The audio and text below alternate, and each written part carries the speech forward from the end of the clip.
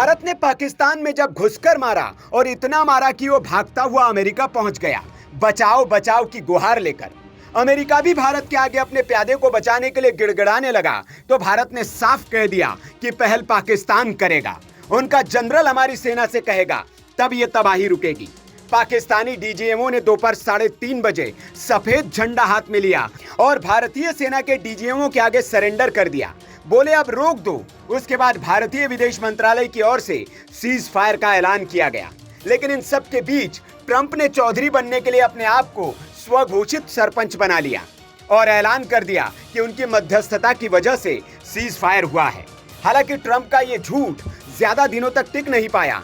खुद उन्हें कबूल करना पड़ा कि मैंने मध्यस्थता नहीं की बल्कि सहयोग किया था, क्योंकि भारत ने तब भी कहा था और आज भी भारत यही कह रहा है कि ट्रंप ने केवल लाइमलाइट में आने के लिए ऐसा किया था। अभी तक इसको लेकर विदेश मंत्रालय के प्रवक्ता या फिर विदेश सचिव ये कह रहे थे, लेकिन अब एस जयशंकर का इस पर बयान आया है। विदेश मंत्री एस जयशंकर इन दिनों यूरोप के दौरे पर हैं। इस दौरान उन्होंने एक डेनमार्क के टीवी चैनल TV2 को इंटरव्यू दिया है, जिसमें उन्होंने ट्रंप की पोल खोलकर रख दी है। एस जयशंकर ने अपने ही अंदाज में ट्रंप के मजे भी लिए। दरअसल विदेशी न्यूज चैनल को दिए इंटरव्यू के दौरान जब विदेश मंत्री से अमेरिकी मध्यस्थता को लेकर सवाल पूछा गया तो उन्होंने ट्रंप पर तंज कसते हुए कहा, रूस और यूक्रेन युद्ध चौथे साल में एंटर हो चुका है।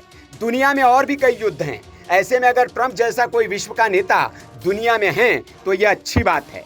पिछले कई दशकों से पाकिस्तान के साथ हमारा रिश्ता खराब है। इसका इतिहास 1947 से ज्यादा पुराना नहीं है। दरअसल जयशंकर का ट्रंप पर यह दोहरा वार था। पहला तो ये कि यूक्रेन और रूस का युद्ध ट्रंप क्यों नहीं रुकवा पा रहे हैं, और दूसरा ये कि ट्रंप ने एक अटपटा बयान देते हुए भारत पाकिस्तान के बीच के मसले को 1000 साल पुराना बता दिया था। इसलिए जयशंकर ने ट्रंप की याददाश्त को दुरुस्त किया कि पाकिस्तान 47 में बना है और कश्मीर का विवाद तभी से है। वहीं सीज फायर को लेकर विदेश मंत्री एस जयशंकर ने ट्रंप के दावे को नकारते हुए कहा, तनाव के दौरान भारत और पाकिस्तान के बीच डायरेक्ट बातचीत हुई थी। कॉल उनकी ओर से थी। हमने अमेरिका समेत सभी देशों को स्पष्ट कर दिया था कि यदि पाकिस्तानियों को गोलीबारी बंद करनी है तो उनको हमें बताना होगा। हम उनसे सुनना चाहते हैं। उनका जनरल हमारे चीफ को बताए। इसके बाद पाकिस्तान ने हमसे संपर्क किया। आपको बता दें कि इससे पहले भी विदेश मंत्री एस जयशंकर ने जर्मनी में कहा था कि अमेरिका को यह समझना होगा कि भारत एक स्वतंत्र देश है जो अपने हितों के आधार पर फैसले लेगा।